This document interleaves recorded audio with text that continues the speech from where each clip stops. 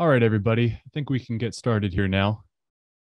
I am Elliot Baker, and I am the league commissioner of cybersecurity's first fantasy football league for CISOs. Joining me are two of these information security leaders, Shawn Bowen and Schwartz.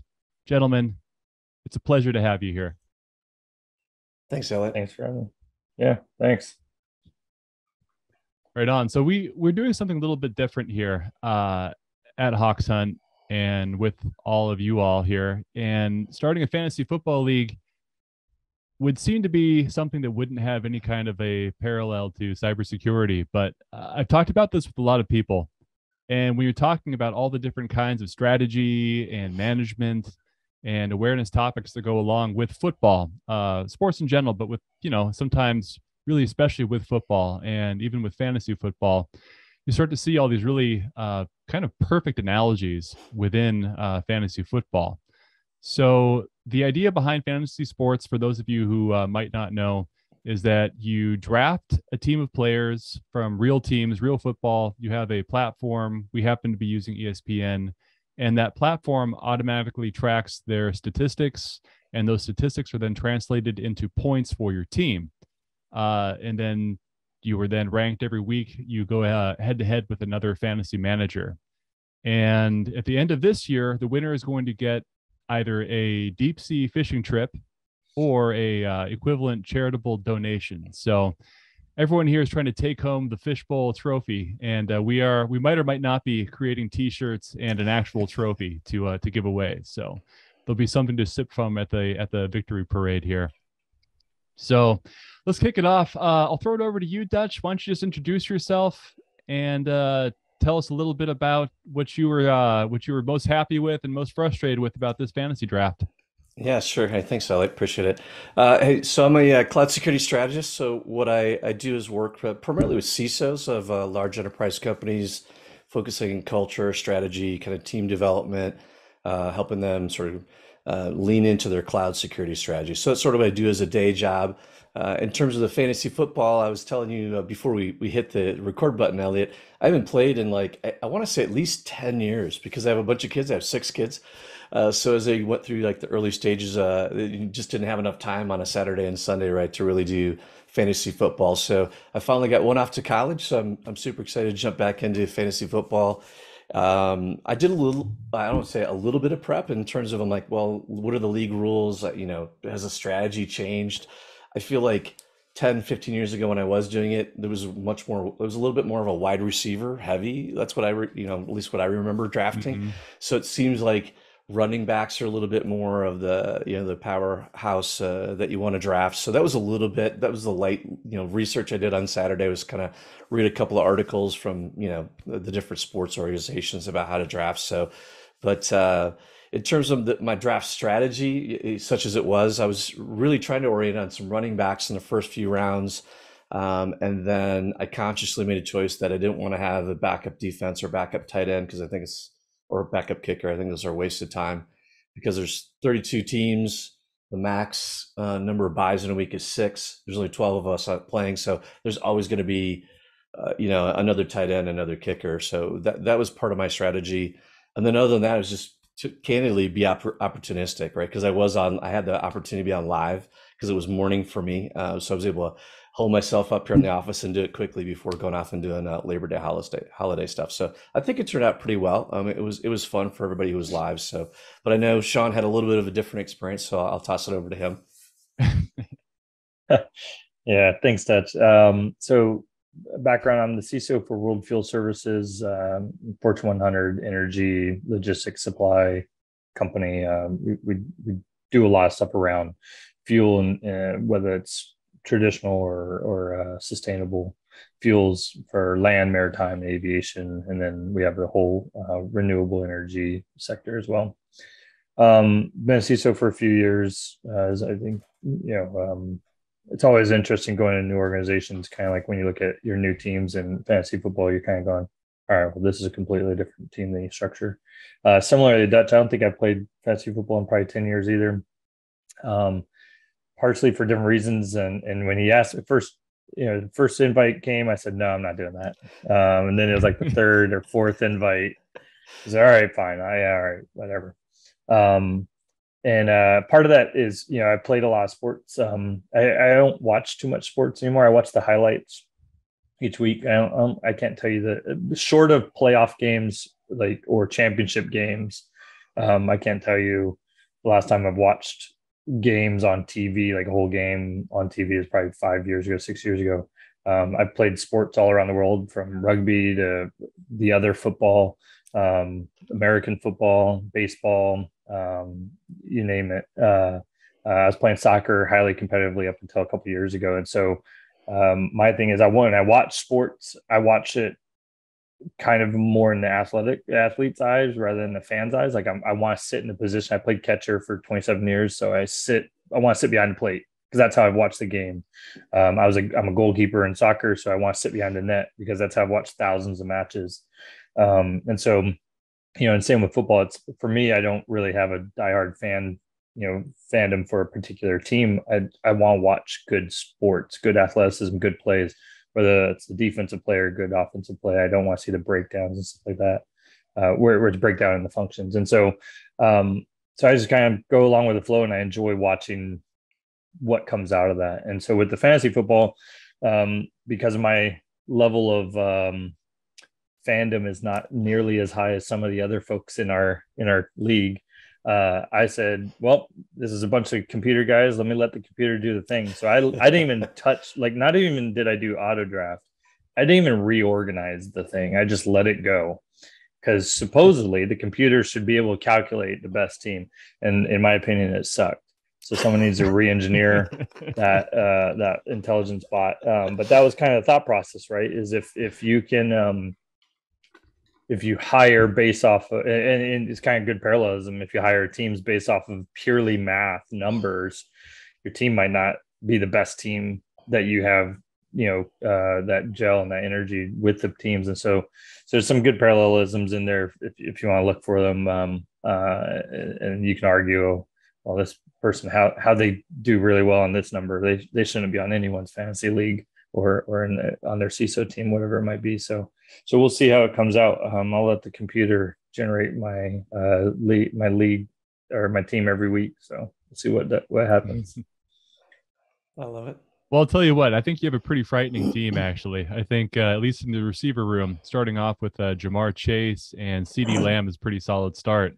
Yeah. But yeah, well, hey, it's great to have you here, Shawn. I really appreciate you coming on. I did not know that about your athletic history. 27 years as a catcher. And yeah, I mean, that includes too. as a kid and stuff like that. But I played until I was 32. And then by no means am I worth watching, but I enjoyed playing, right? and my wife kind of always picks on me because I'm fairly competitive, and it's difficult for me to kind of relax when playing games. And I have to know what is the objective, to have fun or the objective to win. If the objective is to win, I'm a different person, and some people don't like playing with me. That's fine. And so she tells a story, kind of funny. I've had both shoulder surgery. I've had multiple injuries, hands. I got metal plates and cadaver parts in my body all over. But when I had my first shoulder surgery, I taught myself how to throw left-handed because I was worried I'd not be able to throw right-handed. And so I joined a softball league and played left-handed for most of the season. There's one incident where I played right-handed, and that was just because there's a jackass on the other team that needed to be put in his place. But so yeah, I played this whole beer league left-handed. So there you go. Wow, ambidextrous too. That is impressive. Let's shift gears a little bit into the cybersecurity world here, which you brought up there. I had not actually thought of, and I would love to hear you kind of double down on that, and then I'll let you and Dutch kind of riff on that. So you're both at huge companies, and you're in charge of huge teams. And I know, Dutch, I've listened to you speak at length about team building, about identifying talent, drawing talent into the cybersecurity world, and I know that it's, well, I don't know, but from what I have read, what I've heard other people like yourselves talk about, people, who are in charge of such large security teams at such large companies, there is not necessarily enough talent to fit all the needs. Shawn, maybe pick up where you left off about how the equivalent of auto drafting a fantasy team and auto drafting an actual security team You had an interesting point there that I'd like to hear you kind of get a little bit further into. I think it's one of those things where obviously um, fantasy is a little bit different because it's a little bit more statistic based, which is nice. Theoretically, it's all math.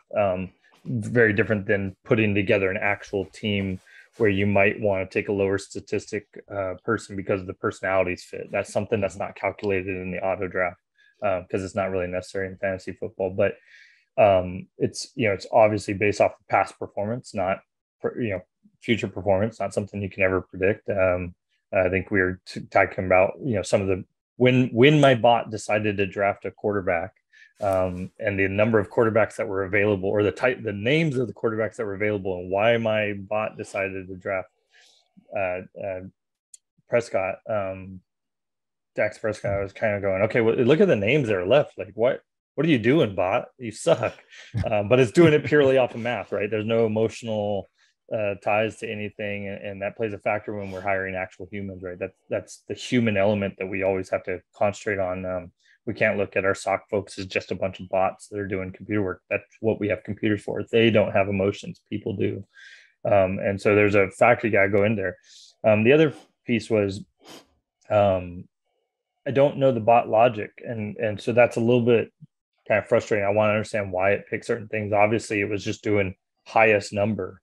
And so like you said, I got some great wide receivers, and I think it was just as Dutch was kind of hitting on what running backs, wide receivers, what the priorities was. It was just going, I'm assuming, just highest number of output. Didn't care about the position, and so like I think I had one tight end and one, or just like the minimum running back. And so it was kind of going, well, now I got to rebalance the team so that I have the right bench, not just the highest number of outputs, because there might be a bye week where I don't have a player to fill in. So the thought process through the logic, the bot being very analytical, purely on numbers, probably missed the longer 17 week play that you got to calculate in.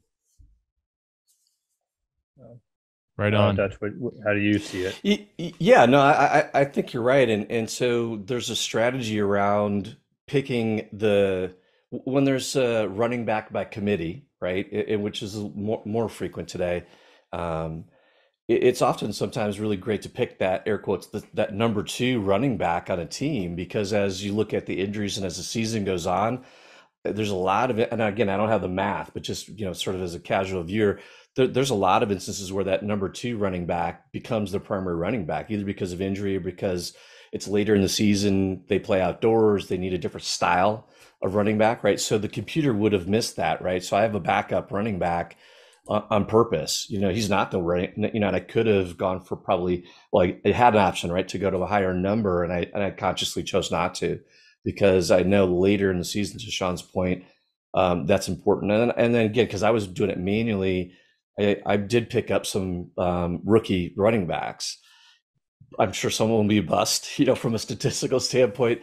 But I had takes a little bit of risk saying, again, over this course of the season, not on week 1, but over the course of the season, I'm hoping of the 2 I grabbed, one of them will probably start to develop. I have no idea how to estimate which of those 2 it will be. So I just picked 2, right? And I'm hoping that by week 4, 5, 6, that'll start to come to fruition. So really on that point, I take a little bit of disagreement with sort of the industry headlines, and I mean the industry, maybe media headlines sometimes, talking about the shortage, right? We don't have a shortage of humans. We don't have a shortage of people. We have people, right? We have a shortage of how we think about how we bring people into our industry, and then candidly how we move people within, especially if you have a larger company, right? And I think that we lost some of that, probably situationally, as you look, if I kind of scroll the clock back, I look at like 1999, 2000, right? That original bubble bursting. Like prior to that, many organizations had really robust internship programs, had really robust internal programs to train people, whether it was management training or frankly just skills-based training. If you think about it, at the time, computer skills were new-ish, right, to a lot of folks. So CVs or job descriptions at the time would highlight that. You'd actually say, oh, I know how to do Excel. Like nobody says that anymore because everybody assumes you know how to do Excel. But at the time that was new. And what I saw was a real degradation. Those programs got chopped, right? and the bubble bursting back in 2000. And frankly, they never, in most cases, never really came back. And then we have the 2008, financial crisis as well. So we've lost a lot of that. And I think that there's a good case for whether you're a nonprofit or a large organization, really looking at those programs, both internships, but also, Elliot, if you're an employee in our HR department and you have an interest, a passion to try to come into cybersecurity, we should orient on that. Like we should programmatically find ways to move you over, because you're on the surface anyway, you're already an employee, you already understand what we do for a living, whatever that organization does, and you're probably a good employee, right? If you're a happy employee, let's move you over. We can teach you many aspects of cybersecurity, right? I can't teach you to be passionate. I can encourage that. I can try to remove obstacles and kind of coach you and mentor you, but that internal passion to want to do something, that's the critical thing to orient on. And that, to Shawn's point, if I'm looking at just CVs or resumes and you let the AI do that, you're going to miss that, right? Because it's going to orient on concrete things that it can measure. And what will that be? That'll be certifications, that'll be degrees. I'm not anti-degree or anti-certification, so don't send me the angry DMs. It's not what I'm saying. But what I'm saying is that's only one aspect, right? That's not how passionate are you? What are your competencies, like, drive for results, which Shawn is obviously a champion of, right? Dealing with ambiguity, your communication skills. Those things don't really come through very well, right, when you're using software to look at a resume. So you really have to kind of think more outside the box and try to figure out, how do we just get great, passionate people into the teams? And then frankly, you owe them a development program, right? You got to decide, okay, now how am I going to coach those people up? Because you've got to trade that. Like initially, it might be easier to hire Shawn if he's stacked with all the certs and he has 3 degrees. But is that, to Shawn's point, the best fit, both culturally as well as team dynamics? And then the answer might be, hey, it's a short term, but over the long term or medium term, I'd be better bringing in Elliot, who I'm going to have to spend, an investment in 9 to 12 months, but it's going to be better for him. It's going to be better for the team. The 2 comments. One, just for anybody listening, I don't have any degrees, so take that as a measurement of where I am. I might be an anomaly, but that's only one of the factors, right, to hiring people. To Dutch's point, and so don't think that I'm actually smart. And then the other piece is, you said people don't put Excel on it because we assume you have it. It's a funny, tiny little comment that was probably easily passed over a lot of people. There's a lot of people that suck at Excel, like not suck, but like suck at Excel or PowerPoint. And you think that these are core, we've had these around for 30 years now, and it should be a core function. It should be, a carpenter's hammer, right? It should be a basic skill that you should have. And I think, because we got to remember, I say that because sometimes you have to remember, get back to the basics of, don't do certain things because, or don't skip over basic things that you think everyone knows, because they might not know it. And it's good to have that refresh and have that conversation and make sure we are remembering those foundational basic skills. Great points, guys. I mean, there's so much there about the drafting in a football league. If you're looking at potential versus, proven performance, certs versus someone's kind of flexibility and dynamicism as a human being. And I suspect, and maybe you could speak to this about, Shawn, you said you don't have a degree, but you served in the armed forces. You have a lot of life experience. Dutch, you also served in the armed forces. And, I've my family members who have served have talked about how it was interesting how they would find people as 18-year-olds going into these jobs, these roles that were really risky, really vital, really crucial. The stakes were really high, and how they were somehow, their skills were identified to fit that role. And I wonder if you can speak to that at all, if that's something that has helped you in your roles today, as far as like finding the right team members for the right roles. I think, yeah. So background, I retired after 24 years as a senior enlisted for Air Force cyber operations. So I'm sure some of it the resume bullets helped me in the sense of, ooh, look what I did. I got in trouble in class. Like, I'm actually where I'm at right now. I'm right down the road from where I went to school. And I was telling my wife a story where I got in trouble arguing with the teacher because he was wrong about an answer. And I said, no, this is how wins actually works. This is way back when, where I'm talking about wins, right? Not DNS wins. So I explained something and I had to correct the teacher. And I, of course, got in trouble for, in the military, you don't do that to a subordinate, to a superior person. But I don't care.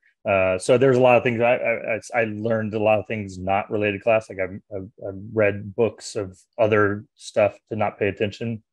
So it wasn't necessarily I learned the how to do things, but I learned life skills, to your point, of being in the military and watching how things work and being around 3-star generals for several years and watching them operate and just taking little bits every time I could, and 2-star generals and just these senior people that they kind of rise above that first layer. I think that, like you said, a lot of people come in 18, 22 years old, either fresh enlisted, fresh out of college, whatever it is, and we throw a bunch at them, and responsibilities, and we expect them to perform, and it's basically that, right? We don't do that in the corporate world too much. Like, you have to prove that you can handle it before we give it to you. So there's that.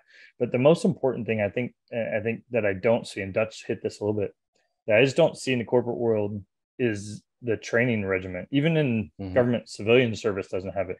There are entire offices dedicated to your professional development, and particularly in the Air Force. So I served as a civilian in the Marine Corps, and then I was a contractor in the Army. So I've kind of seen how all three majors, and Navy with the Marine Corps kind of structure. But the way the Air Force structured is you don't get promoted because you did a good job. I mean, that's a factor, but you get promoted. There are other requirements. You have to be an expert in your job. You have to be an expert in military. We call it PME, professional military education, that you learn the function of the military. So if you think about that, translate to a business, at this certain rank, you should know about the business, not just your job. Like, what, in my world, what does World Fuel Services do? Sell? How do we make our money? Those things are mandatory to move up, but also you have to take your education and your job. We have different skill sets, 1, 3, 5, 7, 9 for us. So you have to take your 5-level school and your 7-level schools, and you have to do certain things. And there's a very long, rigid kind of structure with some flexibility by your supervisor to sign off on your skill sets to show that I am qualified in, host space security. I'm qualified in, network security. I'm qualified in, computer security, using those as kind of examples. And once you get those signatures verifying that you can perform those duties, that goes into your overall promotion package. And so that education that we take, and we focus very heavily on offering people opportunities to a very clear track, so they know what's required of them to go to the next level. And there's a little bit of, it's definitely designed by the mass. So when you have anomalous people, when you have the Bill Gates of the world, right? Bill Gates still starts off as a lieutenant. Well, no, he dropped out of college, so he still starts off as freaking airman basic, right? Yep.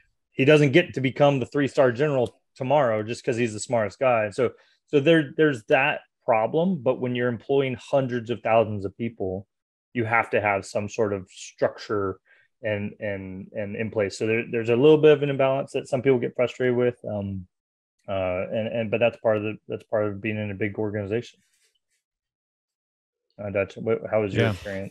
Yeah, I would sort of riff on a couple of things that Shawn just said. So I had the opportunity, which was pretty common in my age range. I was enlisted and an officer and a cadet, I guess in between those two, and some of them are overlapping, right? So my takeaway on that is never forget what it's like to be the practitioner, right? You have to have empathy for what it's like to be that practitioner, whether they're newer in that role or just younger in general or earlier in their career. Like, you really have to kind of soak that in and remember what it's like to not know how to do the thing. And so that's one thing I would really take away from my time period, right, when I was enlisted, because I remember what it was like to dig the foxhole and then be in charge of people digging foxholes, right? They're two very different points of view. So I have an appreciation for that, and I hope I try to hold on to that right throughout my career of what it's like to be that practitioner. Number two, in the military, I don't get to choose my people. Unlike the fantasy, it's even worse than auto draft, right? So the people that I have on the field are the people that I have, right? And so I don't say that to be dramatic, but it changes your orientation, right? So the 108 folks that I have in that company, that's who I have. So you have to get the maximum out of each of those individually as well as the group, right?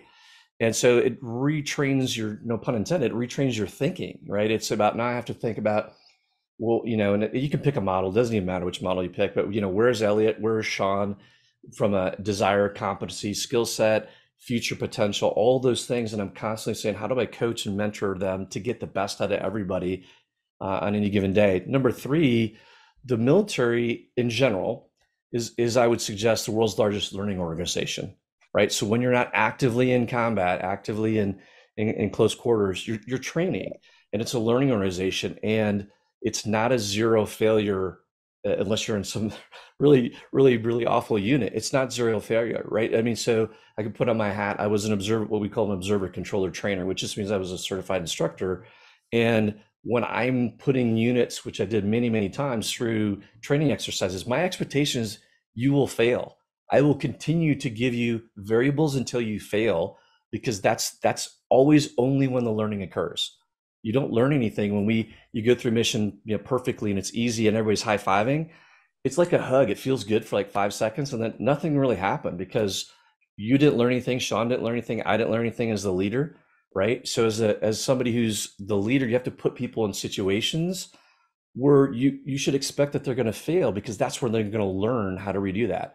And then you redo it, and then they, so if we can do it during the daytime, now we do it at nighttime. If you can do it at nighttime, now I'm going to throw in more enemy variables. And if you can do that, then I'm going to put you in your nuclear, biological, chemical gear and make you do it at night. I'm going to keep adding variables until you fail. That's my whole framework, because that's where all the learning occurs, right?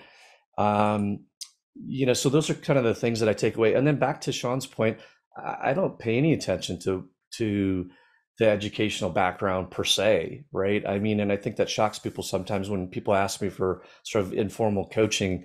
I'm like, I have no idea what my engineers and architects, et cetera, have for degree. I don't pay any attention, because it's not even part of my framing of how I think about their roles, right? I'm looking at, to Shawn's point, what can you demonstrate? I'm trying to pull out, I hope, the best competencies, but I'm also looking for potential.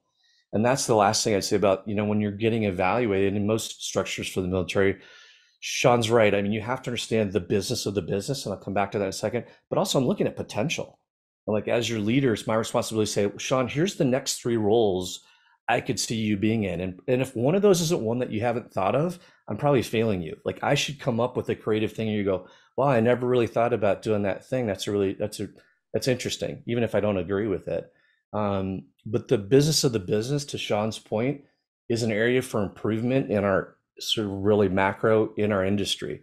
If we narrowly focus on sort of the 10,000 hours of my skills, whether it's Python or whatever it is, that at some level, to Shawn's point, I have to understand what is the business that we're in. And that's an area for improvement for cybersecurity. Is we can overorient on just the cool, nerdy, code and matrix stuff. And we have to understand what are we really servicing? What are we serving here, right? It's to enable the business to move fast while taking reasonable risks that we've advised them on. It's not to say no, but I also need to understand the business. If I don't understand the business, then I can't make the best suggestions. And so it's really commensurate on us to understand that business. I think the one education piece you almost touched on in the exercise piece is, and it goes off one of my favorite quotes from Dwight Eisenhower, is plans are useless, but planning is indispensable. And if you just if you flip that around, is training is indispensable. That's really what they're talking about in there. And in I have not been to a military exercise ever where we didn't have prep time, where we planned for the war. We said, in an exercise, here's the scenario, let's plan for it. We have a 2 or 3 day planned prep session. And I've never been in a session where there is not a closing, after action, hot wash, lessons learned, whatever you want to call it, debrief. And it's the most senior ranking person sitting in that meeting. So there's no reason that everyone else, I mean, as soon as they call end of exercise, everyone goes partying and drinking. But the 3-star or 4-star or 2-star, whoever is in a room with their senior leaders for the next 4 hours, decomposing what went wrong, what went right, after that exercise. And that's not something that is practiced very much. Hot wash after actions, whatever you want, postmortems, whatever you want to call them. I wish I could get the exact number. A very good friend of mine, call sign Cheeks, who used to be the instructor of our office, our training unit here in Keesler. He's now on a foreign training element, but he taught our actual our cyber warriors, the guys and gals that were doing red team, real world red teaming against adversary. And they did some analysis that the times that they stopped and did a hot wash, I think they were something like they got 80% further on the next attempt than the teams that didn't do hot washes. Wow. And they explained, like, basically, like, once you get through this far into the systems, then the made up network, they were able to get so far. But then once the time stopped, they would have a team do a hot wash and team not do a hot wash, and then they would restart. And the teams that did hot washes or after action, whatever lessons learned, they got 80% further than the other team. And when you compound that, they were able to get to their objective much faster than other teams because they took time at the end of the day, at the end of the exercises, and broke that down. And that it was somewhere around that number. I wish I could just call them and get that number exactly, because it was such an important statistic that regardless of whatever the number is, it was significant enough that you have to take time. We talk agile and DevSecOps, all this blah, blah, blah. Great words, good things we should be doing. But one of the key components is, following that retrospective at the end of your sprint. And a lot of teams just go, let's start planning the next one. And like, that's such a critical time is looking back. And that's, what Dutch is saying is that's the training that means something to me. When I spent, 27 exercises in Korea, I knew that war pretty well. I've been through it a bunch of times. I've done all the hot wash, all the planning. My cyber exercises, I think I did 14. I did 19 exercises practicing cyber war for the Air Force at global level. So I've sat through. I could sit in right now, and if they did one this year, it's been 2 years since I did one. I can look at the after actions and go, okay. And lessons learned, like we talked about that one here. What's the progress? I can kind of predict where they're at because of that. And that's the thing that prepares the military people for the operation. When we get somewhere, we've practiced for so long, we get there. And so that's one of those things that we don't take into account in the government or in the corporate world. And somewhat, I don't want to say rightfully so. Our job is to make money, right? We don't have time to slow down. That's the mindset. And you kind of have to show people that you can make more money by slowing down. Yeah, that's awesome. Strong insights there. And the only other thing I would add is that a technique is to ask that lowest ranking person first, right? So when you're doing that AAR, corporal.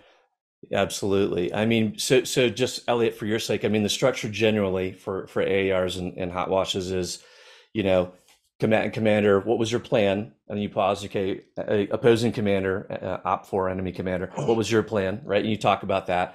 And then you, of course, go to, okay, what actually happened? But you don't let them speak. You go to the most junior person. You say, hey, Elliot, what really happened at this part of the either cyberspace or physical space? And you're going to get a very different story, right? But you have to get that ground truth out, because it's the only way to get, because if you go directly to the people, they're going to, of course, give you the most beautiful version of what happened, right? And that's not the truth, right? And no learning occurs.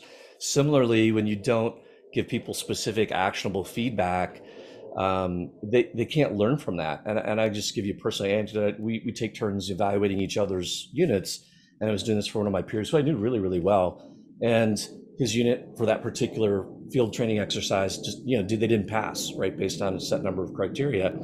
And he came and lit me up later. He's like, that's BS. They're the best, platoon, blah, blah, blah, blah. And I'm like, that may qualitatively be the truth, but as it relates to the structure of what we're looking for, they failed, and that's okay. But for me to just say, "Hey, great job, you guys are the best of the the 9 units," it doesn't help them, right? So you've got to get them to start to do that reflection, which is what Shawn's talking about. If you don't pause to do the reflection, you can't ever really make those abstract connections about, well, how do I do this differently? You just iterate it too fast, right? And you haven't really learned anything. I mean, you might get some slight changes as you do it the second time, but you're not going to get shared learning, which is the critical piece of a hot wash, right? Is for me to understand, what did Shawn see that I didn't see, I couldn't have seen because I was not in Shawn's battle space at the time, and that's the critical pieces for everybody to learn from each other. I'm curious. Yeah, amazing insights there, and that's really kind of getting us all who are outside of the room that you guys are in into that room and seeing how expertise is made and built, how teams are trained to become elite. And one thing, well, first of all, if anybody has any questions in the audience, please feel free to ask them. I think that Shawn and Dutch are happy to answer them. We have about another 7 minutes or so here. But the one thing I'm going to steal some time from everybody to ask is, can any of those principles about hot washes, about instant feedback, about repetitive, realistic simulations and training, do those also apply towards building awareness throughout an entire organization as large as the ones that you two are currently with and the massive organizations you've been with in general? How do you convey the value of security to the the leadership, and how do you convey the importance of security to these thousands and thousands of colleagues and employees you work with? Yeah, Shawn, you want to go or you want me to go? Sure, I'll go. I think, well, we're a month out from October, right? National Cybersecurity Awareness Month. So that's one of your sneaky opportunities that you can throw things in there. We follow the generic DHS campaign, and their weekly breakdown. But what we do is we bring in we present actual statistics of what's going on in our company along with the education, like phishing. Well, here's the actual stats, and here's where we're going, something like that. So that's a sneaky way to do it. I think it's obviously being transparent. I have no problem telling people where I've failed. I won't say I pride myself on it, but I'm happy to tell people about my failures and where I've screwed up. I wouldn't be successful if it wasn't for those, and if it wasn't, not only if it wasn't for those mistakes, but if it wasn't for me talking about them also, because you can make a mistake and correct yourself in private, and that's sometimes necessary, but talking about them, you relate to other people. One of the questions I was asked by my boss coming here, he asked every single person, what's your biggest mistake? It's a common question, right? We have people that work for major companies, Disney, whatever. We all have funny stories, and he brings it up regularly. Like, oh, this is the guy that took down the Pentagon. Well, kind of did. My bad. And so it's one of those things where you talk through that, but it's about, you can't just harp on what you did wrong, but what did you learn? What did you do from that? And that's a individual piece. And so I think being transparent as an individual and transparent as a team, and going through those things and sharing those situations as publicly as possible, then it's, you're not leading the horse to water, you're bringing the water to the horse, right? It's still the individual's decision to drink, and to take that in, but you've made that opportunity. I think there's some funny shirt out there or something along the lines of that says you can either be an example or you can be a warning to others, right? And so I want to try to be an example to others, but I also recognize that there are plenty of my personalities, my career paths, my decisions that are warnings for others as well. And you have to kind of recognize both and try to make sure that you're more on the former than the latter. Ideally, I think that's the math to success, right? Be an example more often than you're a warning. But those are one of the things, you got to share both those things. We do praise people. We want to praise people publicly, critique them privately, but as a you also have to be comfortable with certain aspects of critiques being a public conversation, because it's how we all collectively get better. That's for me, particularly in when I first joined here, I actually stopped some of our pen testing efforts because we were pen testing, a couple hundred apps, and the cost wasn't being tracked correctly.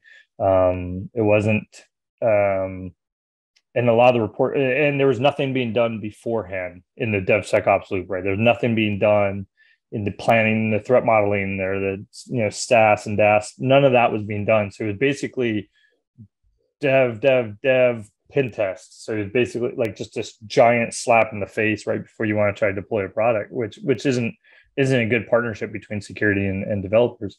But also, what really made me kind of pause it was when I looked at the stats. There was no one had ever done statistics on those, and we found something like 80 something percent. I think it was like 83 or 87% of the apps that went through pen testing had privileged escalation vulnerabilities found. I'm like, well, why are they keep getting found? Like, why are we not taking that and sharing that with other people so that we don't find it in the next app? Like, someone should go through, get caught, and then no one else should get caught for that. And that's a failure in sharing that information.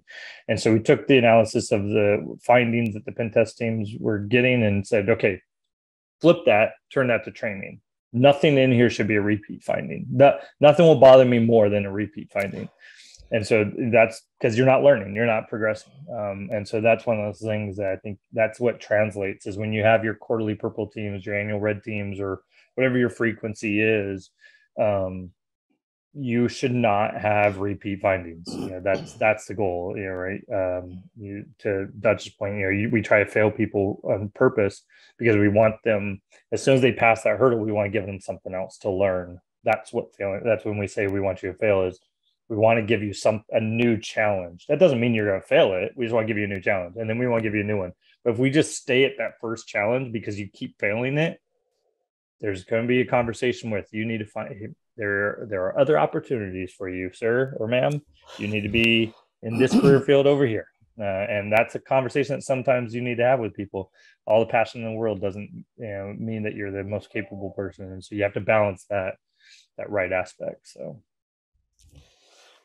I'm laughing because probably like, it's funny because, again, Shawn and I have different experiences, but they overlap so many times. I was laughing because I had a drill instructor who would famously say, you can make 99 mistakes, you just can't make the same mistake 99 times. And I just, as soon as you said that, it flashed in my head as I was doing push-ups. So that's what I remember when you said that. But to your question, Elliot, I'll jump back and do a military analogy and maybe do a slightly different analogy. Where you asked about awareness, and awareness is about culture, right? That's where it ties to, is culture.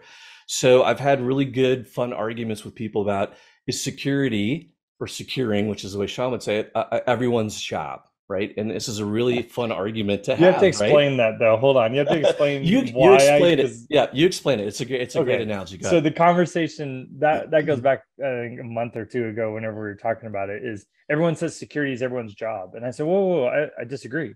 Securing is everyone's job. Security is security's job. And what I mean by that is, your house, let's say you live in a house with a patrol car going around it. The patrol car doesn't come up and lock your door. You need to lock your own door. You need to lock your windows. You need to set your alarm. When something goes bad, the security team will help you. They will defend people before they get to your perimeter, and they will respond to any incident inside your house.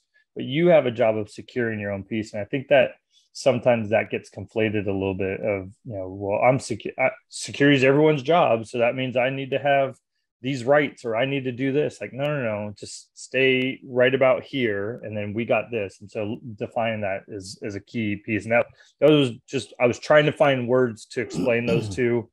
So those are the two I picked. If someone's got a better way to describe that, I'll happily take it. Yeah. So I agree with Shawn's orientation there. So let me give you an example. So when you're on a firing line, firing weapons, right? You have a range safety officer. So safety with the capital S in that construct is their responsibility, it's their role. But safety with a lowercase s, your individual one, there's still a level of responsibility that firing individual has, right? Or if you're next to me and you're not doing things a safe way, guess what? I'm going to jump on you. It doesn't matter that I'm the range safety officer or not. It doesn't matter. So there's a language to Shawn's point and a way of thinking about this, right? Safety, particularly in combat arms units, is an awareness that everybody has, right? We think about it, we talk about it, we tell stories about it. To Shawn's point, we culturally you embed that awareness about safety. You still have a safety officer, right? You have a safety function that is looking at programmatic things, they're looking at training, they respond when there is a safety incident. But safety with a lowercase s is still an individual soldier's responsibility. In the same way as we're about to cross the line of departure, we do two things. We do pre-combat checks and we do pre-combat inspections. PCC, pre-combat checks, are what I do individually. I don't care what rank you are. I am going through my checklist of all the things, ammo, weapons, food, all the things that I'm supposed to have for that. That is my responsibility individually. And then the next level up is pre-combat inspections. And that's for those frontline leaders, whatever level you're at, they do that, right? So it's always a balance of the two. So what I'm saying there is it's not binary. So it's not security is only the security team's job, and nor is it just the individuals. It's a combination of both. And you need to raise awareness around that for people. And sometimes when I talk with development teams, if I say the word quality, it will land with them in a slightly different way, right?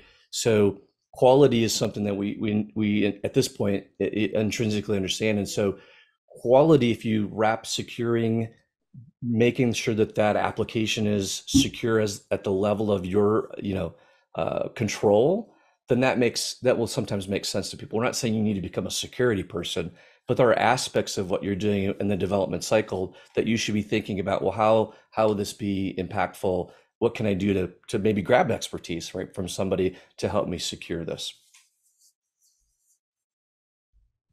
I could listen to you guys go back and forth all night. That's pretty.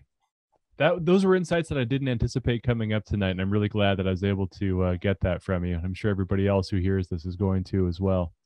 It's just so everyone knows, Elliot tried to give Dutch and I a script, and that just shows that plans are useless.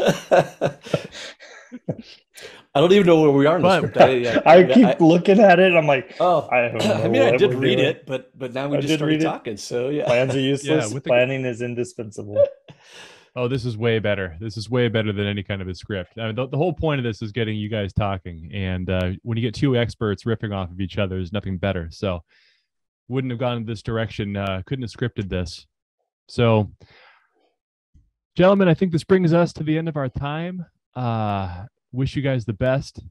May the best information security leader win, bring home the gold, and look forward to talking to you guys and having some fun for the rest of this year. Awesome. Thanks for putting it together. Absolutely. Appreciate it. Yeah, thanks. Let's see how good a computer can do. Probably better than us humans. So let's see. I doubt I'm shooting for middle of the field. I hope that the human error, fails a couple of people and helps a couple of people. So we'll see. You guys have good teams. I don't know. Shawn, you got a better team than you're giving yourself credit for. So your computer was really hustling out there. Yeah, I don't know. I looked at the projected scores for everyone, and I think I would be like second to last if we were all like just free for all type thing. So we'll see. We'll see how it plays. So small, Shawn. It's a 10-point variance. So yeah, we'll see. Can't measure heart either, so you never know. You never know what happens. You can't measure heart. You also can't play fantasy football with heart. True. Anything. Doesn't matter how much effort I put into the keyboard. It doesn't translate more. Type harder, Shawn. Type harder. Yeah.